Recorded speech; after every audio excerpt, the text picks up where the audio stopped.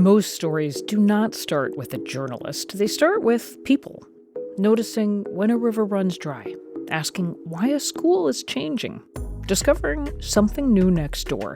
Curiosity is human. Your right to keep asking questions is at the heart of NPR's mission, and we are not going anywhere.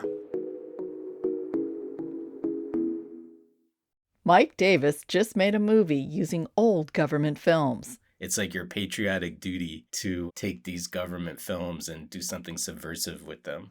Like a film about a rogue FBI agent who teams up with the United States Army to defeat the KKK, who've invaded the body of an innocent black man killed by a racist cop with the help of a shrink ray.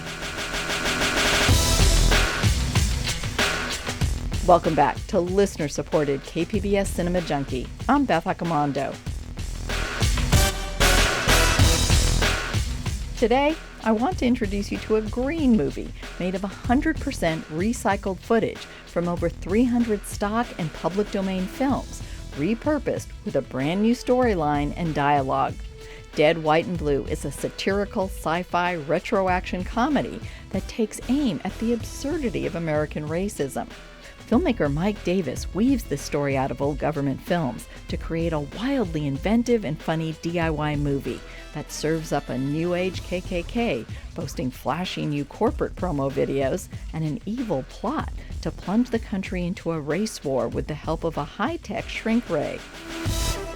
I need to take one quick break, and then I'll be back with green filmmaker Mike Davis to discuss Dead, White, and Blue. Before a producer hits record or before a journalist picks up a pen, someone like you notices something and wants to understand it. Every day, we invite you to keep asking questions like why and who and how. Because NPR begins with questions, not conclusions. And your right to curiosity is a right worth protecting.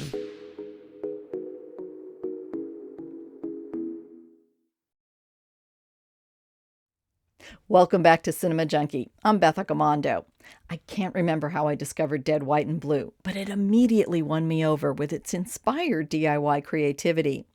To give you a taste of it, here's the trailer. But so much of the humor comes from how Mike Davis repurposes old public domain footage. So, as the trailer plays, think of those badly dubbed kung fu movies from the 1970s and mix that with blaxploitation. When a bad cop... It's the blacks and the immigrants. That's who did this. You're not racist, are you, Gerhard? Why can't anybody say bad things about black people without being called a racist? meets an even badder FBI agent. Now I know you're tripping. No doubt. The United States military. A stone-cold corpse. Afraid we'll need to place him under arrest. And a KKK plot to destroy the country. The SSJ-6. The Ku Klux Klan has developed a way to shrink themselves down in order to enter a black man's dead body and save a racist cop. You've got three things. Dead, white, and blue. Created entirely out of stock and public domain film footage. Dead, White, and Blue is a green movie made of 100% recycled material. Word. The afterbirth of a nation. You alive? Dead, White, and Blue, a Stag Films production. I began my interview by asking Mike to explain exactly what a green movie is. A green movie is a feature film made completely out of recycled material, which means that all of the footage in it has been previously produced. The stuff I like to use is mostly made in the 60s, 70s, 80s. And that footage is re-edited with a new storyline and new dialogue, creating a brand new movie out of these old pre-produced materials. So it's good for the environment. It doesn't take up any energy, any electricity. I don't use AI. It's really repurposing something that to me is beautiful looking, but maybe not as entertaining today as it once was, and trying to make something new out of it, something that could entertain today's audiences. People may have a certain expectation when you say like you're using old footage, because people may put a value on it as being like archival, like you're using it in a documentary, but that is not your purpose. You're actually like using this old footage in a very creative, new way. That's correct. These are not documentaries. What I like to do is, I have a huge collection of old footage. For this film in particular, most of the stuff I used was produced by the United States government. It's a lot of training films for the military, FBI stuff, law enforcement. And I like to go through that footage and find anything that just strikes me, something that's weird, something that looks cool, and kind of put it aside and then start thinking about a storyline, think about how I can use all this stuff to tell some other weird, wacky story. The footage kind of dictates the way that goes, because I can't imagine something that I don't have footage for. So I'll come up with sort of a loose general plot line, and then just put all this footage together in a way that makes some kind of sense, not a lot of sense, but at least could hopefully work as a story with a beginning, a middle, and an end with somewhat consistent characters, although I cheat on that a lot. Ideally make a new narrative feature out of those bits and pieces.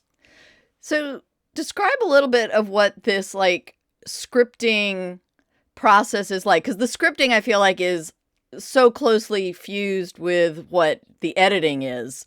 So just talk a little bit about that process of like going through. Are you creating like bins with certain like people in it so that you can return to them, or bins, with like, oh, this is where this kind of thing is happening and I can always like pull from here if I want a domestic scene or I want, a global scene. So describe what that process is like for you. Well, I've made a few of these, and this is my third one. Before I would use public domain feature films as my base, kind of as my skeleton. I made a movie called President Wolfman, which used a lot of this movie, The Werewolf of Washington, which is a public domain 70s horror movie. And that kind of gives me the consistent characters. And then I can hang other footage from other sources off of that. The president is having a bad day. Bobby, watch out! First, the economy's down the tubes. Now I know why they call you Madam Speaker. You never shut up. China is ready to take over this mother. Chimerica. Now the man done got himself bitten by a werewolf and is on a killing rampage through Washington, D.C. Oh, no, he didn't. Where were you between the hours of 2 and 3:30 a.m. this morning? I was volunteering at a school for blind deaf mutes who would be happy to corroborate my story, except that they are blind deaf mutes and wouldn't know if I were there even if I had been, which I was. President Wolfman is a green movie made entirely out of recycled stock footage and public domain film. That's why it looks messed up. This movie is fun and funky fresh. The politicians want deadlock. Well, he gonna give them the deadlock. Hell to the teeth. President Wolfman, a Stag Films production. You're not angry at me? No. If I had been, you'd be face down in that gutter in a puddle of blood.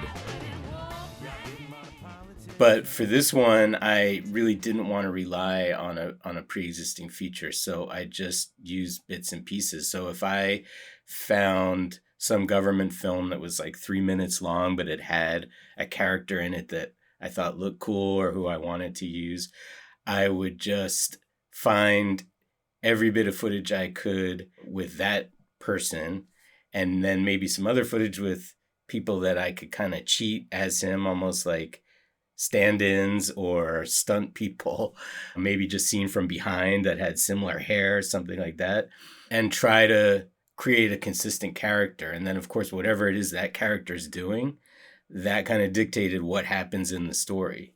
But generally speaking, it's like making a film backwards, because I start with the footage, which has already been filmed, and then I edit that together in kind of a silent movie, like a silent version of the film with like I said, sort of a general beginning, middle, and end story. And then I go back and start writing the script. Like I said, the script is dictated by the footage and what happens. And as I'm writing, I'll get other ideas like, oh, wait, I could cut to this, or what if this happened? And I know I have that little weird piece of footage of a cat flying. How can I put that in? And I'll just, I have notes to answer your question of all the footage I've collected. Sort of, I'm not that organized, but, again, if I see something I like, I'll just make a note of it. And then I'll remember where to pull that scene from and throw it in the mix. Once the script is written, then I get the voice talent and record the dialogue and make almost just like a radio play version of the movie, which is just dialogue. And then I take that and I lay it on top of the footage of the rough cut and start tightening the editing and trying to make it work together. And all the dialogue is dubbed in. It looks like a bad kung fu movie from the 70s, basically. So, it doesn't look great, but I have found with my audiences that they're very forgiving. And once you kind of set the tone for like, okay, this is what this is, it's not supposed to be perfect. It's not even supposed to be that good. You just have to kind of go along with the ride. People seem pretty willing to do it. And what inspired you to go on this path? I know that like when I was a kid, there was a film which initially confused me. What's Up, Tiger Lily? The Woody Allen film. They wanted in Hollywood to make the definitive spy picture. So we took a Japanese film, made in Japan by Japanese actors and actresses. We bought it. And I took out all the soundtrack. I knocked out all their voices. And I wrote a comedy. And I got together with some actors and actresses, and we put our comedy in where they were formally raping and looting. And the result is a movie where people are running around, killing one another, and, we're doing all those James Bondian things. But what's coming out of their mouth is something wholly other. Meet me in the bedroom in 5 minutes and bring a cattle prod. So I don't know if that played a part in your doing this, or is it like a financial thing where, hey, this gives me the means to make a film, but I don't have to invest a lot of money in actually going out in the field and shooting? Like, what inspired you to take this path? It's really a combination of both of those things. I am a fan of that Woody Allen film. There are some other examples of similar things. But it really was, my real inspiration are the great exploitation filmmakers of the 50s and 60s, the Roger Corman, Herschel Gordon Lewis, Ed Wood, John Waters, filmmakers who really had very little in terms of resources, or they just really wanted to make or had to make very low budget movies. And how were they able to do that and still make them entertaining and include things like crowds and explosions and animals and kids and all the things they tell you you're not supposed to write into a script because it's too expensive to film. Hey, if you have it in archival footage, then you can have all that stuff, explosions and armies. And, my film has like a cast of thousands. And most low-budget independent filmmakers don't have that option. Ideally, you have 3 or 4 characters in one location. That's kind of the general rule. But I'm able to basically go wherever I want and do whatever I want as long as the footage exists by using that technique. And that was very exciting to me because I was trying to make my way as an independent filmmaker. And the thing that always just stops everybody in their tracks is money. There just isn't enough money. Filmmaking is very expensive. I mean, it's with the technology, it's gotten a little easier now, but however you slice it, you have to have a big chunk of change to make a film. And I just didn't want to deal with that. I got sick of trying to beg for money and, knock on doors of producers in Hollywood. And I just figured out a way to do it myself, without having to go through all that. And I had always been obsessed with this old footage. I love the look of it. I love movies from that era. I love old exploitation movies that look like crap, but they're grainy and dirty and maybe a little blurry, but that's all okay with me. So it's a technique that works for me, and I really love doing it. For this particular film, where did you find this government footage and kind of the material that you drew on for this? Because I have to say, some of that footage was crazy. So I'm just curious, like, where you got your hands on it. I mean, the beautiful thing about it, and one of the reasons I wanted to use government footage, is that this stuff is available to everybody. I mean, you can go to the Library of Congress, the NARA, which stands for National Archives and Records, something. You can find this stuff. The U.S. government produced a lot of films. They had a big film department, and all through the years, they had to teach soldiers how to shoot guns and build tanks, but they also had to tell soldiers, like, hey, don't take LSD, don't smoke marijuana on the base. And they made all these weird training films to communicate that. And, the footage is amazing. And like you said, a lot of it is really weird. And the best thing about it is that it's all in the public domain, which means that it's free to use. It's free. I own it. You own it. We all own it, because the law is that anything produced by the United States government, by the federal government, is automatically public domain. So all this stuff is out there, and it's available for anyone to use. When I first started doing this, I thought, hey, this is great, because bunch of people are going to start making films like this, and that hasn't really happened. One thing I've discovered is that you have to have kind of a twisted brain to really put all these pieces together and make it work. But I still hope that young filmmakers get inspired and start making films this way, because it's like your patriotic duty to take these government films and do something subversive with them. So is there like a piece of footage or a film that was just the wackiest, or the one that you were like, oh my God, this is a gem? There's a film, it's called like Marijuana, the Chemical Tomb, something like that. And it's hosted by Sonny Bono from Sonny and Cher. It's an anti-drug film. It was, it's produced by the government, and it's just got amazing clips of like psychedelic acid trips. And that's one of the weirder films. But there's a lot like that. I gravitate towards the drug movies because those are just really funny. But, there's all kinds of stuff.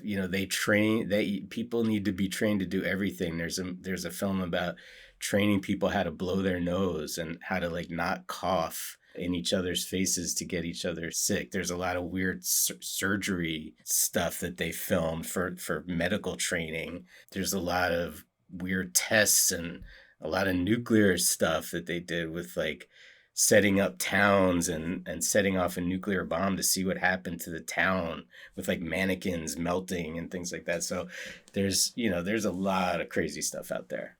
The film is mainly a piece of entertainment. I mean, you watch it, it's hilarious. There's a lot of fun stuff in it.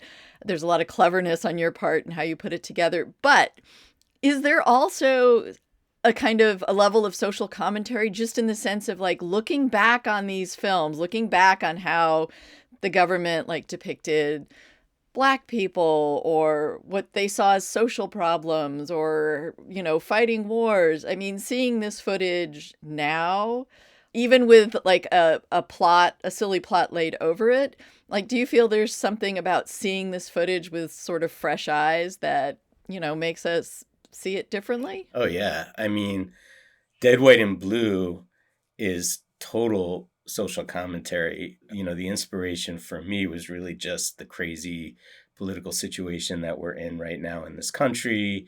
And that's been going on for the last 10 years or so. And then, of course, the kind of resurgence of racism.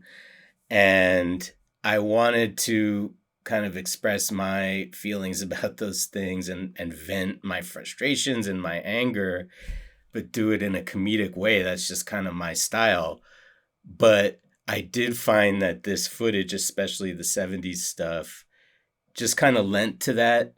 I wouldn't say that looking back on these old films, it's not like looking back on old Hollywood films with like blackface and stereotypes. There aren't really many examples of that, I'm happy to say, in the government films.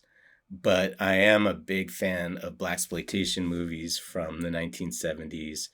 And so I kind of modeled this film in that vibe and found characters who kind of fit in with that, just, that looked that way. I thought that that worked as a good vessel to kind of make this statement about the current state of affairs today with the racism and anti-immigrant stuff. For me, it was just kind of a fun canvas to work with and express those things in a not so serious way. I think the film actually opens with this, but you had some like Ku Klux Klan commercials or documentaries. What was that footage from? Oh my gosh, yes. The story of Dead, White, and Blue, it involves the KKK, which in its sort of fictional current form has modernized and is almost more like a corporation, like a high-tech corporation like Apple or something. They put on these high-tech conferences and introduce their new technology that's, gonna cause all this racial strife. There is footage of the KKK that's out there. The KKK, as it's represented in the movie, isn't really what the KKK looks like. It's more just like 70s gangster type guys. But the footage that I did use of the actual Ku Klux Klan comes from, a lot of it comes from Birth of a Nation, which, for anyone who doesn't know, it's one of the very first feature films ever made. It's from 1915, I think. And it's a silent film, but it's actually about the KKK. In fact, in that film, the KKK are the heroes of the film. And because that film was made pre-1930, it's also public domain. So you can use that for free and repurpose it however you like. Some of the other footage is just the government kept track of the KKK, and there's a lot of photos and some footage of their activities from that era. And so I use that too. So do you make these films kind of on your own one-man band type, or do you have kind of a team behind you? My team has gotten smaller. It's hard. I made this film over a couple of years, and it's hard to get people to kind of stick with a weird project like this for that long because they have their lives and they have other things they need to do. So I did end up doing a lot of this on my own. I did work with an editor who happens to be my son, and I work with some voice actors who are really talented, and they helped out. But generally speaking, this was like a mad scientist project that I did in my dark little laboratory, mostly by myself. But I enjoy working that way. So yeah, it was fun. And what kind of outlet do you have for something like this? Where can people find it? Well, it played at a lot of film festivals, which was great. A lot of this sort of offbeat underground festivals over the past year, and also in Belgium. And then it's going to be screening in Long Beach near Los Angeles on June 7th, which is very exciting. But we are also in distribution streaming. We are on Tubi TV, which is free, and Fossum TV, which is free. So for anybody who isn't in the area of those festivals, please go on Tubi or Fossum and check it out. And do you plan to continue to work kind of in this realm, or do you have hopes of going out and shooting films? Like, what do you see as a future for this? I do plan on doing more of these. I kind of made this one like it was the last one I was going to do because I just didn't know if I was going to have it in me to do another one. And for that reason, I decided to just not save any footage. Like any footage I found that was crazy. In the past, I'd maybe put that aside and say, well, I'm going to save that for another project. But for this one, I was just like, nope, I'm going to find a way to use it in this movie. But since then, I have actually started a new green movie project. It's called Hot Heat Hawaii. It's more of a drug smuggling, surfing adventure. And so I'm working on that one right now. And I think I am just going to keep going because it's just too much fun. And, the nice thing about it for me, unlike other filmmakers who I feel bad, they have to spend a lot of money on their films and it's a risk. I've kind of gotten this down to where I could do them without spending a lot. And so I'm not dependent on making a huge return back. So, yes, I want to, but that's not why I do it. I do it just for the fun and the creative outlet. So yeah, I'm going to keep going. I don't actually have a lot of aspirations to become a real director. I'm not necessarily comfortable on a big set with hundreds of people running around yelling and screaming. And I sort of came into this really as a writer. That's my passion. That's what I like doing. That's my passion. And I kind of directed out of necessity because it was too hard to get other people to make my scripts. So I kind of like doing it this way. Well, and you mentioned voice actors. To do the voices for a film like this requires a special talent because it's not like you're not trying to lip sync. You're not trying to sound the most realistic. Like you have to strike this sort of interesting balance of finding that surreal sort of like area where it'll work best. So how are you directing these people? It's actually a lot like animation. I used to work at an animation studio just in production, not really doing anything creative, but I saw how they would do it and they would record the actors, not even necessarily up against the footage. They would just do it in a studio and just tell them read the lines, and then they would do the animation around their performance and their words. So this is really similar. At first I thought, well, you probably have to see what your character is doing to get it. But, these actors are great. They don't really need to see it. I just tell them, be funny, be crazy. They read the line, and then I make the footage work around what they've recorded. I kind of just fudge it a lot. And again, it's like a bad kung fu movie. It's not always in sync. It's actually rarely in sync, but it's close enough that people are okay with it. And where can people follow you or find more information about what you have coming up? Well, my company is called Stag Films, so you can find Stag Films online. We have a website, on Instagram. Probably most active on the Dead, White, and Blue Instagram right now because that's what I'm promoting, trying to get out there, and I really appreciate people like you helping to do that and taking interest in this weird film. So yeah, look for Dead, White, Blue Movie on Instagram.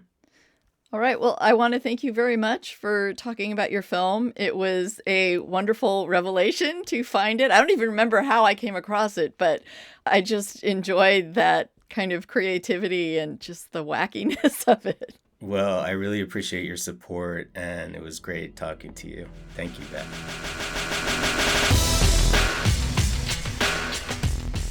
That was Mike Davis, the mastermind behind Dead, White, and Blue, a green movie. You can catch Dead, White, and Blue in a cinema this Sunday, June 7th at the Art Theater Long Beach. And if you can't make that, then check it out for free on Tubi. That wraps up another edition of KPBS listener-supported Cinema Junkie. If you enjoy the podcast, then please share it with a friend because your recommendation is the best way to build an addicted audience. You can also help by leaving a review. Till our next Film Fix, I'm Beth Accomando, your resident Cinema Junkie.